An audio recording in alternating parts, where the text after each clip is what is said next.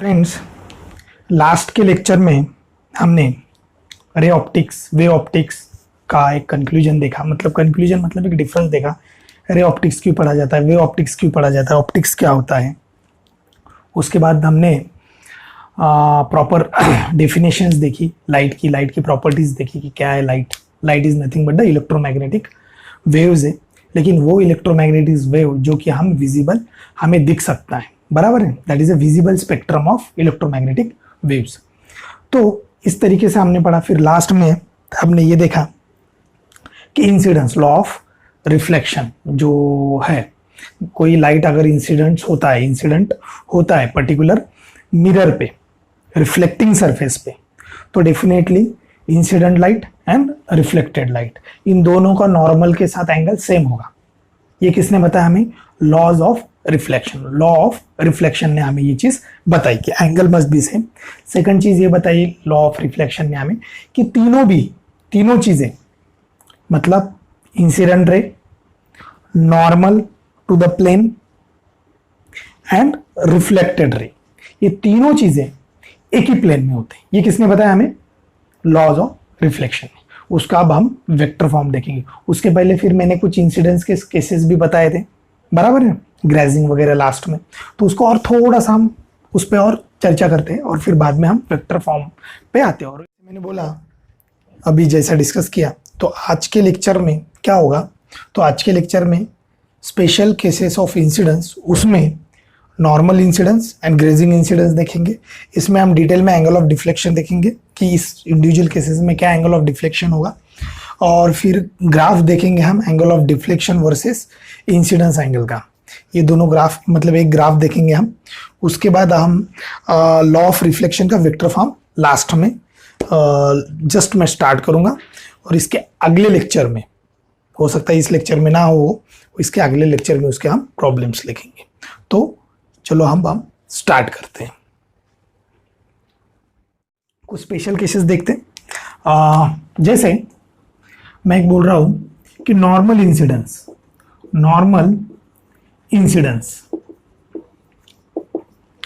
हमने angle of deviation भी देखा, वो भी एक बार देख लेते, मतलब देखा है हमने, लेकिन इस केस में कैसा होगा? नॉर्मल इंसिडेंस है। नॉर्मल इंसिडेंस का मतलब क्या? तो normal incidence is nothing but, ये प्लेन मिरर है, ये नीचे वाला रिफ्लेक्टिंग सरफेस नहीं, ऊपर वाला रिफ्लेक्टिंग सरफेस है। आप कोई भी मान सकते हो, ऐसा कुछ नहीं। तो मिरर का ये प्लेन हो गया, तो इस पे मैं ये रे इंसिडेंट कर रहा हूं आई, बराबर है। तो ये नॉर्मल के साथ कितना एंगल बनाएंगे? तो ये बनाएंगे, मान लो आई एंगल बनाए इसने, तो ये फिर यहां से रिफ्लेक्ट करेगा, that is a reflected ray. तो ये नॉर्मल के साथ कितना एंगल बनाएंगे? आर बनाएंगे। तो angle of incidence and angle of reflection must be same. ये लॉ ऑफ रिफ्लेक्शन ने हमने बोला है। अब ये हो गया लॉज ऑफ रिफ्लेक्शन। हमें देखना है नॉर्मल इंसिडेंस। अब नॉर्मल इंसिडेंस का मतलब समझिए, ये तो नॉर्मल इंसिडेंस का मतलब समझिए कि जो आपका वेव है, मतलब जो रिफ्लेक्टेड, जो इंसिडेंट रे है, दिस पर्टिकुलर इंसिडेंट रे, ये नॉर्मली इंसिडेंट होगा, मतलब ये ऐसा नॉर्मली इंसिडेंट होगा। अभी अगर देखा जाए, मैंने ये इसलिए क्योंकि पिछला आपको लिंकअप हो जाए, अगर इसको मैं ऐसा एक्सटेंड करता हूं, तो this is angle of deviation, बराबर, ये इतना एंगल ऑफ डेविएशन है। अब मुझे एक चीज बताइए, जब अब बात कर रहे हैं हम नॉर्मल इंसिडेंस की, ये कोई भी इंसिडेंस है, ये कोई नॉर्मल नहीं है। नॉर्मल इंसिडेंस का मतलब है परपेंडिकुलर इंसिडेंस, बराबर है, परपेंडिकुलर इंसिडेंस। किसको परपेंडिकुलर? तो सरफेस को, प्लेन मिरर को, ठीक है। अब मैं इसको ऐसा जाने के बजाय ऐसा परपेंडिकुलर प्लेस करता हूं, मतलब इसको इस तरीके से हम देखते हैं।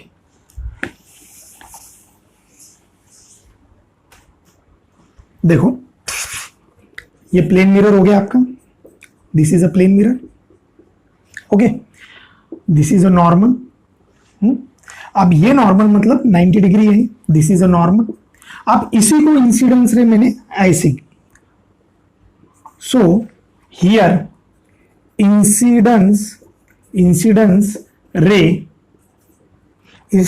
जो इंसिडेंट रे है, दैट इंसिडेंस रे, इसको मैं इंसिडेंट बोलता हूं, incident and reflected. Incident ray is, देखो इधर, is incident ray is along normal to the plane.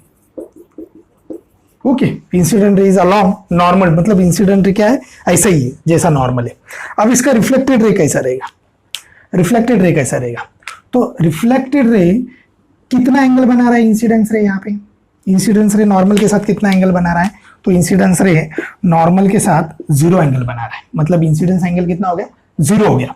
तो नॉर्मल के साथ रिफ्लेक्टेड क्या बनाएगा, रिफ्लेक्टेड में इधर ऐसा रेड से ये हो गया रिफ्लेक्टेड, तो ये कितना बनेगा, उतना ही बनेगा। तो angle of reflected must be 0, दोनों सेम होनी चाहिए ना, तो ऐसा। तो नॉर्मल इंसिडेंस में क्या होता है कि जो आपने जो वेव जो रे इंसिडेंट की है वही आपको रिफ्लेक्टेड में रिटर्न मिलेगी सेम पाथ पे। तो क्या मैं बोल सकता हूं यहाँ पे पाथ रिट्रेस किया गया है, जो पाथ आपने जैसा भेजा था वैसा ही रिटर्न आ गया, तो पाथ इज रिट्रेस हियर क्या हुआ है, रिट्रेस हो गया है पाथ, बराबर है ना, पाथ इज रिट्रेस। तो ये इंपॉर्टेंट है। अब यहाँ पे एंगल ऑफ डेविएशन कितना होगा, तो एंगल ऑफ डेविएशन का हमारे पास फॉर्मूला है सिंपल।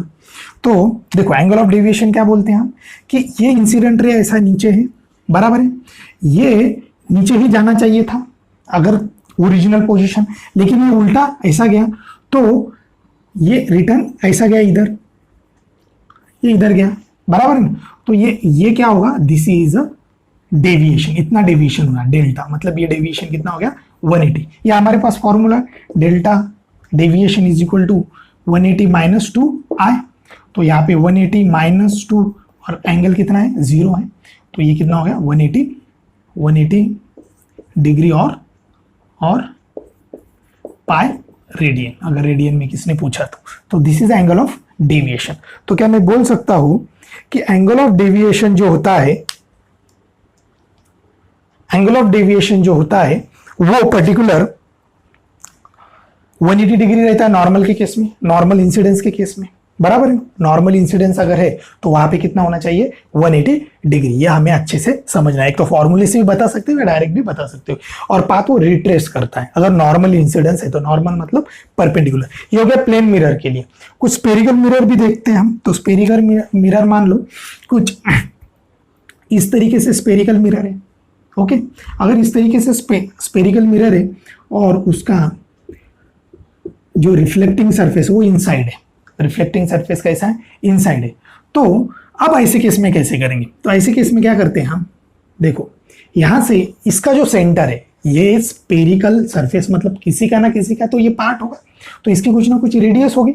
तो ये मान लो यहाँ पे हो, वो यहाँ पे है, अगर वो यहाँ पे है, ये पॉइंट सेंटर पॉइंट यहाँ पे है, तो जो रिफ्लेक्टेड रे होगी, अब रिफ्लेक्शन तो इंसिडेंट रे तो अंदर से आएगा, इंसिडेंट रे यहाँ से अंदर, सर बाहर से क्यों नहीं, अरे ये रिफ्लेक्टेड सरफेस थोड़ी है, ये रिफ्लेक्टेड सरफेस है, दिस इज अ रिफ्लेक्टर। इसको हमने क्या बोला था, रिफ्लेक्टर। ये रिफ्लेक्टर इनसाइड है, रिफ्लेक्टर आउटसाइड नहीं है, बराबर है। तो अब ऐसे केस में कैसे करेंगे, तो ऐसे केस में हम क्या करेंगे, हम एक ऐसा मान लो ये यहाँ पे, तो ये जो पॉइंट होता है, ये पॉइंट, तो दिस इज अ नॉर्मल, ये क्या हो गया नॉर्मल।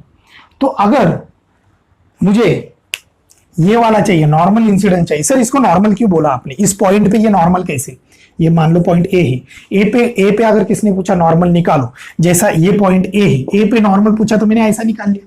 तो ए पे अगर नॉर्मल पूछा तो सिंपल क्या करने का, जो सेंटर है वहां से एक लाइन मारने का, खत्म, that is a normal to that surface. ये सरफेस के लिए नॉर्मल हो गया, ये AC is a normal, okay.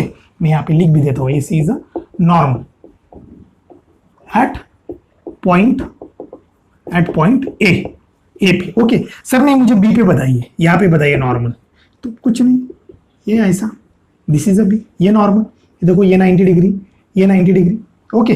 अब हमें नॉर्मल इंसिडेंस चाहिए। नॉर्मल इंसिडेंस मतलब क्या, जो भी रिफ्लेक्टेड हो नॉर्मल अलॉन्ग हो, तो ए पे नॉर्मल इंसिडेंस कैसा रहेगा, तो नॉर्मल इंसिडेंस इस तरीके से रहेगा। मैं ये यहां से ये अंदर, this is a normal incidence, ये रिफ्लेक्टेड कैसे हो जाएगा, रेड कलर से रिफ्लेक्टेड निकाल दो, ये रिफ्लेक्टेड रिटर्न, बराबर है ना। तो यहां से ये जो पॉइंट है इसको मैं बोलूंगा इंसिडेंट रे। ये कौन सी रे हो गई? Incident ray.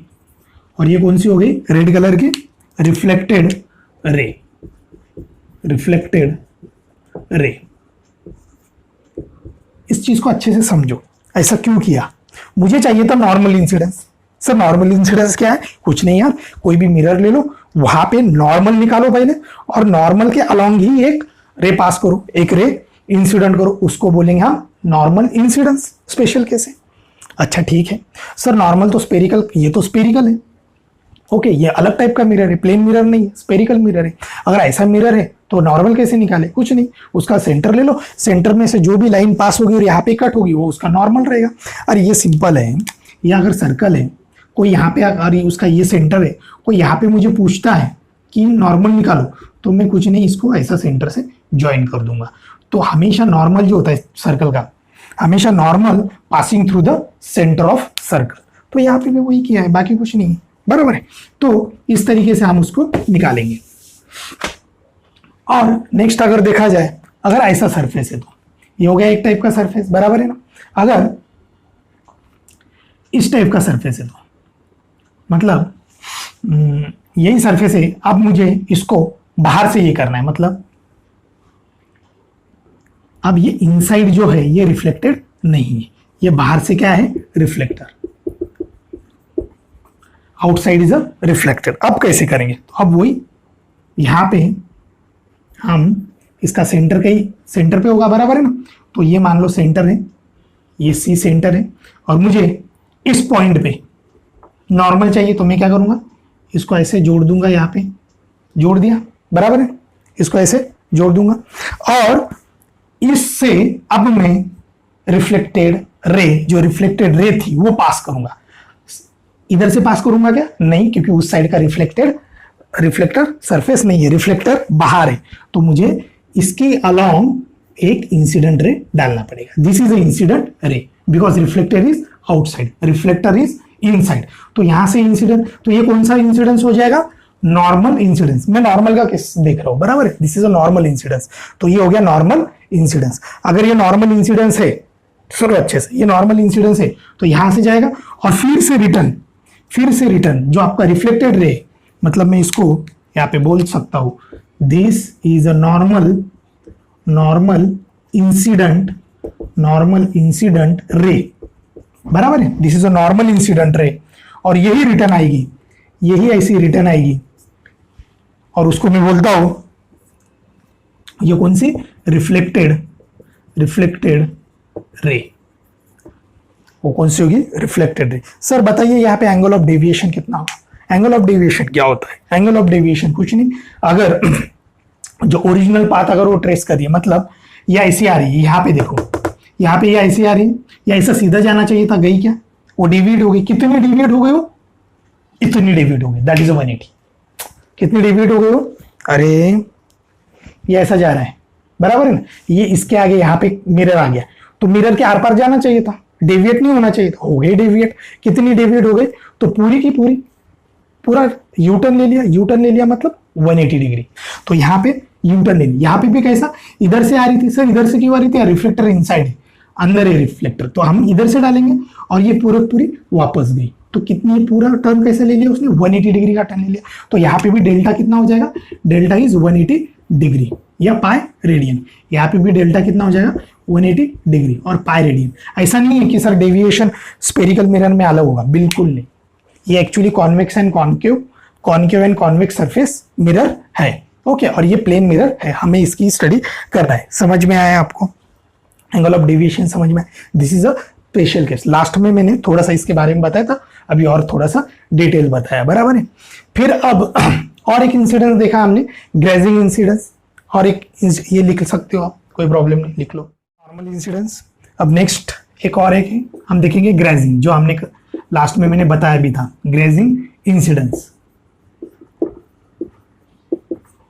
ग्रेजिंग इंसिडेंस, अब इसमें देखो, ग्रेजिंग इंसिडेंस जो है वो एक्चुअली, ग्रेजिंग का मतलब है जस्ट टच, जस्ट टच होके चले गया। मान लो ये ऐसा स्पेरिकल मिरर है, ये स्पेरिकल मिरर है, रिफ्लेक्टिंग सरफेस आउटसाइड है, ओके, कॉन्वेक्स।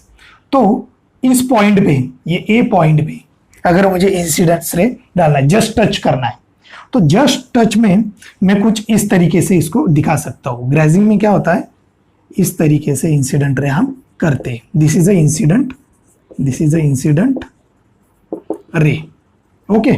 यहाँ पे नॉर्मल होगा। सर ये क्यों नॉर्मल लिया, क्योंकि अगर देखा जाए तो ये पॉइंट ओ है, देखो ये पास हो रहा है कि नहीं सेंटर में से, दिस इज अ सेंटर, बराबर, ये सेंटर है इसका, स्पेरिकल मिरर का ये सेंटर है ओ, उसमें से पास हो रहा है, मतलब ये 90 डिग्री, बराबर है। अब इंसिडेंट रे अगर मैं ऐसा डालता हूं तो ये इंसिडेंट रे नॉर्मल के साथ कितना एंगल कर रहा है, 90 degree, this is a 90 degree, बराबर है ना।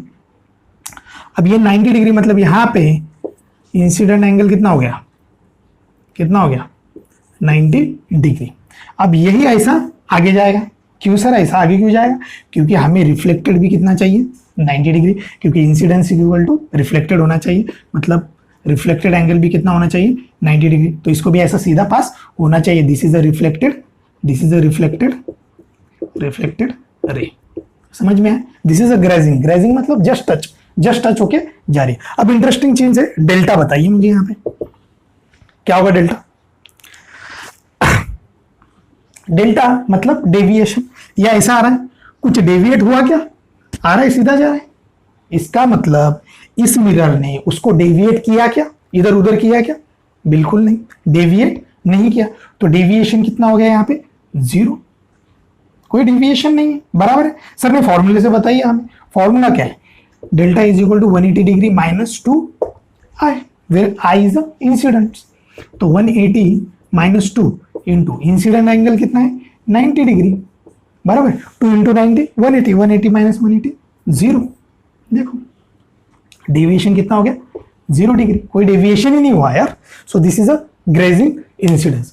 तो नॉर्मल इंसिडेंस में एंड ग्रेजिंग इंसिडेंस में क्या डिफरेंस है, वो डेल्टा से हम पता कर सकते हैं। तो ग्रेजिंग में डायरेक्ट सीधा सीधा डेविएट नहीं हो पाता है, तो डेविएशन 0, और ग्रेजिंग और नॉर्मल में सबसे ज्यादा डेविएट होता है, मतलब ऐसा है तो ये ऐसा वापस आ जाता है, मतलब उधर जाना तो एकदम फिर से वापस आ गया, मतलब सबसे ज्यादा डेविएट हो गया वो। तो सबसे ज्यादा डेविएट कितना हो गया, 180 डिग्री। और ये मिनिमम डेविएशन, मतलब है ही नहीं डेविएशन, मिनिमम का है ही नहीं डेविएशन, जैसा आपने भेजा था वैसा ही आगे चले गया। तो 0 डेविएशन, 0 डेविएशन, और पहले केस में 180 डेविएशन। तो 180 डेविएशन कब आएगा, अगर किसने पूछा आपको कि 180 डेविएशन वाला केस बताइए, तो that is a normal incidence. 0 deviation वाला केस बताइए तो कौन सा, ग्रेजिंग इंसिडेंस, मतलब ग्रेजिंग वाला ये कंसेप्ट आएगा, जस्ट टच होता है उसका मीनिंग। ये समझ में है आपको, अच्छे से लिखो, फिर हम इसको ग्राफ में देखते हैं, थोड़ा सा देखते हैं। तो हमने क्या देखा, नॉर्मल इंसिडेंस। तो नॉर्मल इंसिडेंस मतलब क्या था, तो नॉर्मल इंसिडेंस में जो इंसिडेंस था वो नॉर्मल के साथ कितना एंगल कर रहा था, 0, बराबर है। तो incidence angle, incident angle and reflected angle कितना हो गया, 0, बराबर है। यहाँ पे डेल्टा कितना था, जैसा इंसिडेंट वैसा ही रिटर्न आ रहा था, मतलब कितना हो गया, 180 डिग्री, 0 नहीं 180 डिग्री, ऐसा जाना चाहिए था सीधा सीधा, वो पूरा फिर से पूरा रिटर्न आ गया, that is a 180 degree, okay, pi radian. What about grazing, grazing में इंसिडेंस एंगल कितना था, तो इंसिडेंस एंगल ग्रेजिंग में था 90 डिग्री, रिफ्लेक्टेड उतना ही होना चाहिए 90 डिग्री, बराबर है। डेल्टा कितना था, सीधा जैसा भेजा है वैसे जा रहा है, कोई डेविएट नहीं हो रहा है, मतलब कितना, 0 डिग्री, बराबर, या पाई रेडियन, सॉरी यहाँ पे पाई रेडियन, यहाँ पे तो 0 ही है, 0 रेडियन। तो ये हमने 2 केसेस देखे। अब ग्राफ देखते हैं हम, ग्राफ किस चीज का ग्राफ देखते हैं, graph angle of deviation delta versus incidence angle, okay, incidence angle, incident angle कितना है उसका हम ग्राफ देखते हैं, अच्छे समझो, ये आप अच्छे से लिखो प्रॉपर। जब मैं आप बाजू में हो जाता हूँ तो आपको स्क्रीन पॉज करना है आपको, और उसका, और फिर से अगर आपको थोड़ा सा ये जा रहा है तो फिर से 2 मिनट 3 मिनट फिर से रिवाइज करके उसको देखना है, बराबर। ये चैप्टर बहुत इंपॉर्टेंट है नीट के लिए और JEE के लिए, इसलिए मैं इंपॉर्टेंट बोल रहा हूँ कि ये इजी चैप्टर में आता है, बराबर है ना। थोड़े से आपको थोड़ी सी प्रैक्टिस करनी पड़ेगी, बस ज़्यादा से ज़्यादा क्या करनी पड़ेगी, आपको प्रैक्टिस करनी पड़ेगी। लेकिन पहले उसके लिए पहले समझो अच्छे से, तभी तो आपको एग्जाम्पल समझेंगे। मैं अभी इसी एंड में मैं नीट वाला एग्जाम्पल लेने वाला, ताकि आपको समझेगा कि कैसे कंसेप्ट हमें लगाना चाहिए, ठीक है। अब नॉर्मल इंसिडेंस हो गया, ग्रेजिंग हो गया, अब ग्राफ निकालना है। ओके, ग्राफ डेल्टा वर्सेस मतलब deviation versus angle of incidence. तो इसके लिए कोई रिलेशन है क्या हमारे पास? तो क्या है रिलेशन? रिलेशन है ना sir, delta is equal to क्या था 180 डिग्री और पाई रेडियन माइनस कितना था 2 इंटू आई, ये सर रिलेशन था, बराबर है। ये लास्ट इसमें देखा है हमने, दिस इज ए रिलेशन। तो अब ग्राफ बन रहा है, देखो ये ऐसा ग्राफ रहेगा, यहाँ पे डेल्टा रखते हैं और यहाँ पे एंगल ऑफ इंसिडेंस आई रखते हैं, दोनों भी डिग्री में रहेंगे, बराबर है, X axis and Y axis. अब रिलेशन तो है हमारे पास, रिलेशन कैसा है? लीनियर रिलेशन है, this is a linear equation है। सर ये क्यों लीनियर है? क्योंकि ये डायरेक्ट कोई पावर नहीं है, क्यूब नहीं है, अगर ऐसा नहीं है तो वो लीनियर इक्वेशन है। मतलब जो भी ग्राफ आएगा, जो भी इसका कर्व आएगा वो एक स्ट्रेट लाइन होगी। वो क्या होगी? Straight line. क्यों? क्योंकि this is a linear equation. ये कैसा इक्वेशन? लीनियर। सर आपने किस बेसिस पे इसको लीनियर बोला? क्योंकि डेल्टा एंड डेल्टा किस पे डिपेंड है? 180 पे डिपेंड है क्या? नहीं, वो तो कांस्टेंट वैल्यू। डेल्टा एंड वो किस पे डिपेंड है? आई पे। अगर दोनों अगर देखा जाए तो दोनों की पावर कितनी है? डेल्टा एंड आई की पावर कितनी? पावर मतलब डेल्टा स्क्वायर है क्या, डेल्टा क्यूब है क्या? नहीं, power of delta and I is 1। अगर ऐसा है, जो डिपेंडेंट है, क्या कौन डिपेंडेंट? डेल्टा डिपेंडेंट है, डेल्टा इज फंक्शन ऑफ आई और वो किस पे है? उसकी पावर कितनी है? दोनों की 1 है। तो ये एक लीनियर इक्वेशन आएगा। तो इसका जो भी कर्व बनेगा, जो भी इन दोनों का रिलेशन कर्व बनेगा, ओके, कर्व तो नहीं बनेगा, वो किस टाइप का होगा? स्ट्रेट लाइन आएगी। क्या आएगी? Straight line. तो देखते हैं स्ट्रेट लाइन आ रही है क्या नहीं। देखो दो केसेस है हमारे पास। पहले i इक्वल टू 0 करते हैं, यहां से शुरुआत करते हैं। i इक्वल टू 0, अगर i 0 है, अगर i 0 है मतलब r भी 0, तो डेल्टा कितना होता है? 180 डिग्री। मतलब 180 डिग्री यहाँ पे लेते हैं हम। Okay, this is a 180 degree. तो यहाँ पे ये पॉइंट जो है, ये पॉइंट पे x कोऑर्डिनेट कितना है? 0। यहाँ पे y कोऑर्डिनेट कितना है? 180 डिग्री। ओके, समझो ये क्या है? This is angle of incidence. Okay, ये क्या है? This is a delta. तो ये ऐसा बनेगा। अब दूसरा एक पॉइंट अगर देखा जाए, ये इसका जब डेल्टा 0 है तो डेल्टा 0 यहां पे कहीं आएगा वो, क्योंकि यहां पे देखो डेल्टा 0 हो गया, लेकिन आई बढ़ गया ना, आई क्या हो गया? बढ़ गया। तो आई कितना आ गया? 90 डिग्री। तो यहां पे अगर मुझे करना है तो पहले मैं लिखूंगा x 90 एंड ये डेल्टा यहाँ पे कितना है? 0। समझ में आया? और ये ऐसी एक स्ट्रेट लाइन निकाल लूंगा। This is a straight line. देखो ये जैसा जैसा इंसिडेंस एंगल बढ़ेगा, जैसा जैसा आपका इंसिडेंस एंगल बढ़ेगा, वैसा वैसा डेल्टा की वैल्यू क्या हो जाएगी? मतलब जैसे जैसे आपको इंसिडेंस एंगल जो है वो बढ़ते जाएगा, ये देखो इंसिडेंस एंगल बढ़ते जाएगा, तो डेल्टा की वैल्यू क्या हो रही है? कम कम होती जा रही है। ये समझ में आया आपको? अच्छे समझ में आया? कोई डाउट है इसमें? सर इंसिडेंस एंगल बढ़ रहा है, डेल्टा की वैल्यू कम कैसे हो रही? अरे ऐसा नॉर्मल डाल दो पहले, इसलिए मैं नहीं लिया। नॉर्मल ऐसा करो, नॉर्मल इंसिडेंस कर दो। कितना इंसिडेंस एंगल? 0। क्यों सर? अरे इंसिडेंस एंगल किसके साथ एंगल कर रहे हैं? नॉर्मल के साथ। वो इंसिडेंस एंगल होता है, वो कितना है? 0। अगर वो 0 है और वही रिटर्न आ रहा है रिफ्लेक्टेड में, तो ये मैक्सिमम रिफ्लेक्शन है, क्योंकि जैसा जा रहा है वैसा ही। तो ये रिफ्लेक्शन मतलब डेविएशन मैक्सिमम है, तो डेविएशन कितना है? 180। और इंसिडेंस एंगल कितना था? 0। बराबर है ना? मतलब मिनिमम इंसिडेंस, मैक्सिमम डेविएशन। और जैसा डेविएशन आप मतलब जैसा आप इंसिडेंस बढ़ाओगे तो डेविएशन भी बढ़ेगा। समझ में आया आपको? कोई डाउट? डेविएशन कम होगा। समझ में आया आपको? इनवर्सली प्रोपोर्शनल, सीधा सीधा, क्योंकि नेगेटिव साइन, नेगेटिव से स्लोप दिखा रहा है कि वो नेगेटिव है, मतलब डेल्टा कम कम होते जाएगा, ये चीज बढ़ते जाएगी। तो ये जो है ये डिफरेंस, ये चीज अगर बढ़ेगी, बराबर है, तो ये डिफरेंस कम हो जाएगा, तो ये डेल्टा कम हो जाएगा। समझ में आया अच्छे से? कोई डाउट है? सर ये 2 पॉइंट बताओ, ये 2 पॉइंट कौन से? ये जो पॉइंट है, अगर कोई बोल रहा है कि ये पॉइंट कौन सा है, तो यहाँ पे 0 एंड 180, मतलब 0 एंड 180, तो ये सर नॉर्मल इंसिडेंस वाला पॉइंट है क्या? तो yes, this is a normal incidence. मतलब कोई ग्राफ से हम पता कर सकते हैं क्या कौन सा पॉइंट कौन सा है? तो this is a normal incidence. तो ये पॉइंट कौन सा है? ये क्या है? पहला क्या है? पहला है इंसिडेंस एंगल, दूसरा क्या है? डेल्टा है। तो इंसिडेंस एंगल 90 डिग्री और डेल्टा 0, तो सर वो तो ग्रेजिंग वाला है, जस्ट टच करके इंसिडेंट रे गई होगी, ग्रेजिंग, बराबर है ना? Grazing incidence. समझ में आया? कोई डाउट है इसमें? अच्छे समझो। ओके, और आइए आप लिख सकते हो, स्क्रीन पॉज करना है और ये आप आराम से लिख लो। Laws of reflection vector form में देखेंगे और फिर इस पे अच्छे अच्छे एग्जाम्पल देखेंगे। सिंपल सिंपल एग्जाम्पल है लेकिन बहुत इंपॉर्टेंट है।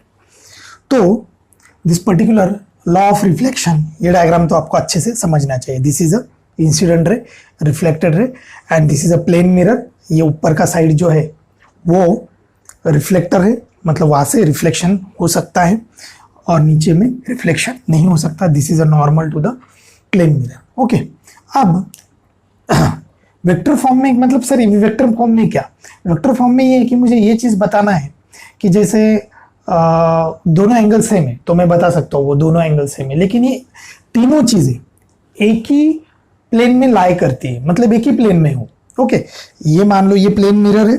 ओके, तो ये जो प्लेन है, ये वाला प्लेन, इसी प्लेन में ये भी है, ये भी है और ये भी है, बराबर है ना। तो वही हमें बताना है वेक्टर के फॉर्म में। तो मान लो इसकी एक पर्टिकुलर डायरेक्शन है। अब डायरेक्शन वेक्टर आया मतलब डायरेक्शन की बात होगी, मैग्नीट्यूड की बात होगी। तो मैग्नीट्यूड अभी रहने देते हैं, पहले डायरेक्शन की बात करते हैं। मतलब मैग्नीट्यूड हम 1 मान के चलते, उतना क्या है। लेकिन मैं इसको बोलता हूं इंसिडेंट वेक्टर। मतलब ये जो है आई, इसका जो मैग्नीट्यूड होगा वो इसमें मैग्नीट्यूड भी होगा और उसकी ये पर्टिकुलर डायरेक्शन भी होगी। Now this is reflected vector, R vector and I vector. Okay, और ये जो एंगल है, ये एंगल अगर थीटा है तो ये एंगल भी कितना होना चाहिए, थीटा। और ये जो नॉर्मल है इसको भी मैं वेक्टर बोलता हूँ। इट्स इंपॉर्टेंट, बराबर है। तो ये 3 वेक्टर हो गए।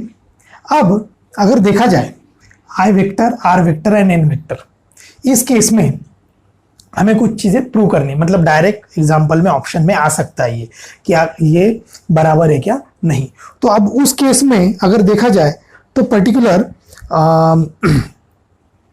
इसमें अगर एक मैं बात करूंगा कि आई वेक्टर है, ये एन वेक्टर है, आर वेक्टर है, तो मुझे एक चीज बताइए, I vector cross N vector, I vector cross N vector, cross product जो होता है, मतलब ये आई वेक्टर, ये क्या हो गया आई वेक्टर, और इसका डायरेक्शन किधर है, ऊपर है। ओके, तो ये आई वेक्टर, तो इसको मैं थोड़ा सा ऐसा आगे एक्सटेंड करता हूं, इसको आगे क्या करता हूं मैं, एक्सटेंड करता हूं, और ये इधर वेक्टर बोल दो, चलेगा। सर ऐसा क्यों किया आपने, वो तो डेविएट इधर हो गया। अरे बाबा, ये वेक्टर है, ये वेक्टर, ये मैं इधर शिफ्ट कर सकता हूँ ना, parallel shifting of vector, vector parallelly आप शिफ्ट कर सकते हो आराम से। तो इसको मैंने ऐसा शिफ्ट कर दिया, कोई प्रॉब्लम नहीं। अब ये क्या वेक्टर आई है, यस ये भी आई वेक्टर ही है। क्यों सर, क्योंकि ये और ये ऐसा शिफ्ट आप आराम से कर सकते हैं, लेकिन पैरेलली, और उसका मैग्नीट्यूड सेम चाहिए, लेंथ भी सेम चाहिए, और डायरेक्शन मैंने चेंज किया नहीं सर, मैग्नीट्यूड मैंने चेंज किया नहीं सर। तो क्या वेक्टर, ये वेक्टर और ये सेम है, तो यस। ओके, अब देखो आई एंड ये एन, तो आई क्रॉस एन कैसा आएगा, ऊपर आएगा। आई क्रॉस एन किधर आएगा, इसका डायरेक्शन ऊपर आएगा, कोई डाउट है इसमें। आई क्रॉस एन किधर आना चाहिए, ऊपर आना चाहिए, बराबर। अरे जैसा हमने बोला था कि ये ए क्रॉस, ये ए और ये बी है। ओके, तो ये ए वेक्टर एंड बी वेक्टर अगर ऐसा है तो ये ए, अगर मुझे ए क्रॉस बी चाहिए तो मैं इधर से इधर घुमाऊंगा, वो इस प्लेन के अंदर जाएगा, और बी क्रॉस ए चाहिए तो ये बी और ये उधर, तो ये बाहर आएगा। तो ऐसा ही ये ऐसा आई और ये क्रॉस एन, तो ये आई क्रॉस एन किधर आएगा, बाहर। तो ये जो है, अब आर क्रॉस एन लेते हैं, तो ये आर इधर ही है। सर आर को क्यों नहीं एक्सटेंड किया, और मुझे इधर का नहीं चाहिए, ये आर और आर क्रॉस एन, देखो अच्छे से, आर क्रॉस एन क्या बाहर है, ये आर और ये इधर, मैंने इधर इसको ऐसा मोड़ दिया, तो this is R cross N, right hand thumb rule, right hand thumb rule, A cross B को राइट हैंड थंब रूल के से डायरेक्शन पता करते हैं। तो क्या दोनों की डायरेक्शन सेम है, बाहर ही है, हाँ सर दोनों की डायरेक्शन सेम आ रही है। इसका मतलब दिस इक्वल टू दिस होना चाहिए, क्योंकि दोनों में जो भी एंगल आएगा साइन थीटा, तो दोनों का भी तो सेम है, ये थीटा सेम है, बराबर है ना।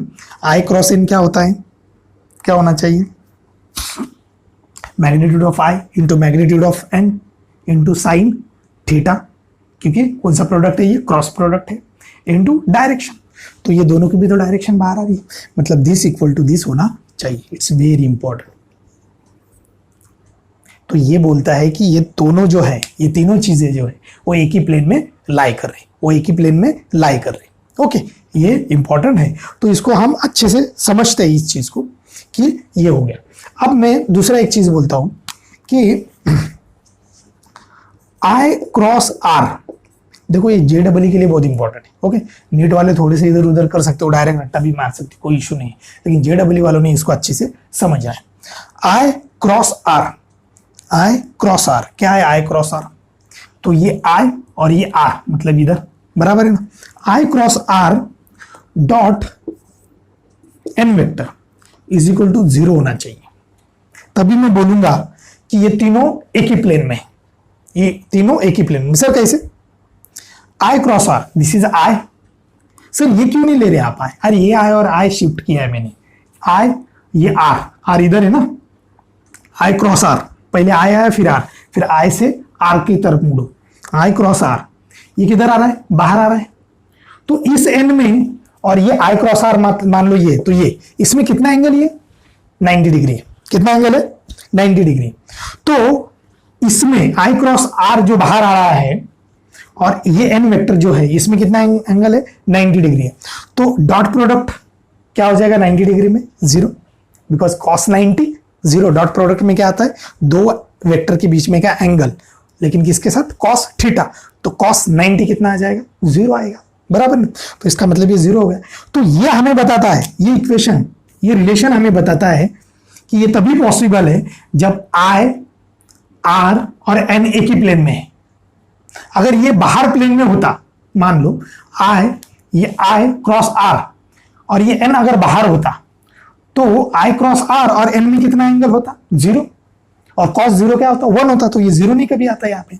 अगर ये रिलेशन वैलिड है, इसका मतलब I, R and N in same plane. This is the scalar triple product. Scalar triple product यही बोलता है, अगर 3 vectors in the same plane तो उसका स्केलर ट्रिपल प्रोडक्ट कितना आता है? 0 आता है। ये मैंने यहां से प्रूव किया। कोई डाउट है इसमें? अच्छे से समझाइए। सर ये आई क्रॉस आर ही क्यों? आर क्रॉस आई क्या होगा वो देखते हैं। R cross R dot, R cross R किधर होना चाहिए? आर किधर है? ये आर है, ये आर।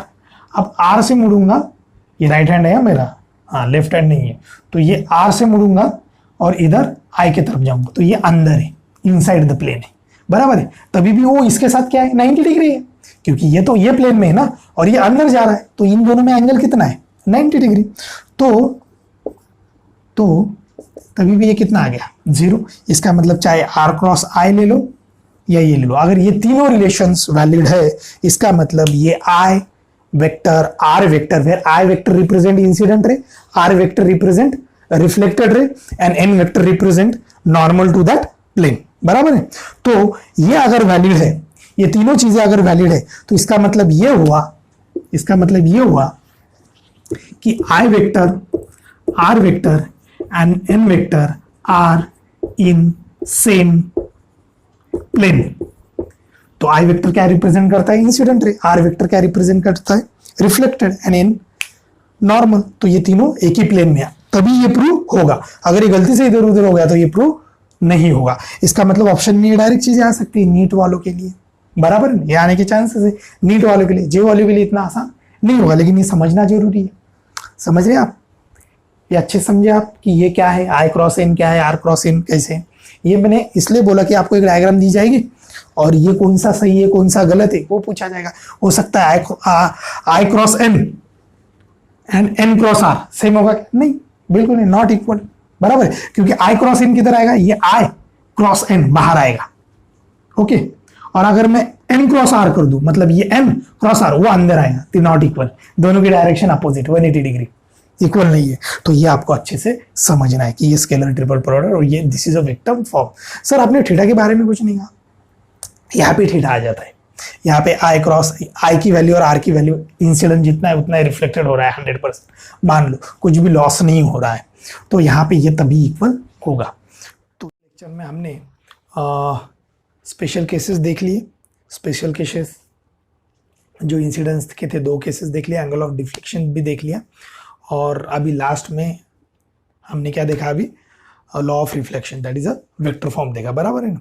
तो law of reflection vector form हो गया मतलब ये जस्ट मैंने स्टार्ट किया है, आपको बताया क्या रूल्स है अगर मैं वेक्टर फॉर्म के बारे में बोलूँ तो।